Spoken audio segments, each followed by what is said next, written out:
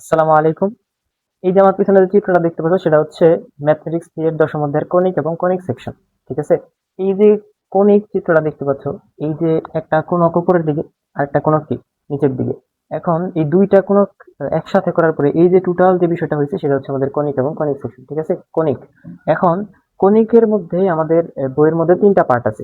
একটা হচ্ছে পরাবৃত্ত, একটা অধিবৃত্ত, একটা উপবৃত্ত।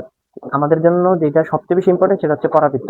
আজকে টোটাল ক্লাসে পরাবৃত্ত সম্পর্কে যাবতীয় সবকিছু থাকবে ইনশাআল্লাহ। ঠিক আছে?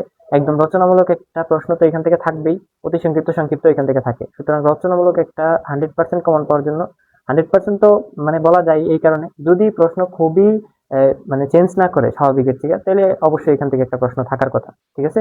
এখন এই জন্য আমাদের এই রচনামূলক গুলা করতেই হবে, আর এটা বুঝা করতে হবে। সূত্র মুখস্থ করার দ্বারা এখানে আজকে করলাম কালকে ভুলে যাবো, কাজ হবে না, পরীক্ষার হলে যাবো ভুলে দিচ্ছে। ঠিক আছে? এখন এই জন্য আমি যদি এটা দেখাই একটু, যে এখন যেটা দেখতে পাচ্ছ সেটা হচ্ছে টোটাল কনিক। ঠিক আছে? এই কনিকের মধ্যেই বৃত্ত হইতে পারে, পরাবৃত্ত হইতে পারে, অধিবৃত্ত হইতে পারে, উপবৃত্ত হইতে পারে। ঠিক আছে? এখন দেখো, এই যে এইটাকে যদি আমি ঠিক মাঝ বরাবর কাটি, মানে এইভাবে যদি কাটি, ঠিক আছে? এই যে এখন যে পজিশনটাতে আছে, এখন যে পজিশনটা আছে এই পজিশনটারে আমরা দেখো তো এটার বৃত্তর মতো লাগতেছে না? টোটাল বিষয়টা কি একটা বৃত্ত? উপর থেকে দেখো, এই যে একদম বৃত্তের মতো লাগতেছে। এখন এই বৃত্তের মতো যে লাগতেছে এইটা হচ্ছে টোটাল বৃত্ত, কিন্তু এটা যদি আমি একটু জাস্ট বাঁকাই দিব, ঠিক আছে, একটু জাস্ট যদি বাঁকাই দিই, তাহলে এখন দেখো তো কি হইতেছে। একটু বাঁকাই দিলে এই যে এই পজিশনটাতে আসছে, এই পজিশনটাতে আসলে আমাদের এই যে নিচ থেকে দেখো তো এরকম একটা কার্ভ আসছে না? নিচ থেকে একটু মানে কাইটে দিছি, ঠিক আছে, এরকম করে আমি কাইটে দিছি, কাইটে দেওয়ার পরে এরকম একটা কার্ভ আসছে। কিন্তু এখন এই যে কার্ভটা আসছে, এই কার্ভটা যেই মানে রেখাটা পাওয়া গেছে সেটা হচ্ছে আমাদের পরাবৃত্ত। ঠিক আছে? এটা কি আমাদের টোটাল পরাবৃত্ত। এখন যদি আমি এটারে আরো একটু বাঁকা করে দিই, কি করবো, আরো একটু বাঁকা করে দিই, তাহলে আরো একটু বাঁকা করে দিলে এখন দেখো তো কি হচ্ছে। এখন যেটা আছে সেটা হচ্ছে আমাদের উপরে একটা নিচে একটা, দেখো তো উপরেও কাটছে নিচেও কাটছে।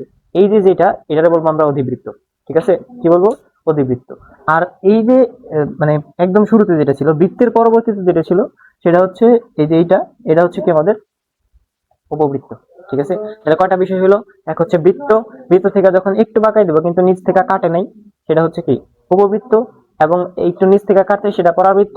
এবং একটু বেশি কেটেছে মানে উপর থেকে একটা নিচের থেকে একটা, দুইটাই, তাহলে সেটাতে কি বলবো?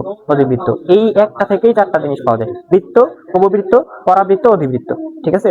এখন যেটা আমাদের মেইন, যেটা এখানে যেটা সবচেয়ে বেশি লাগবে আমাদের পড়ার জন্য, সেটা হচ্ছে পরাবৃত্ত। ঠিক আছে?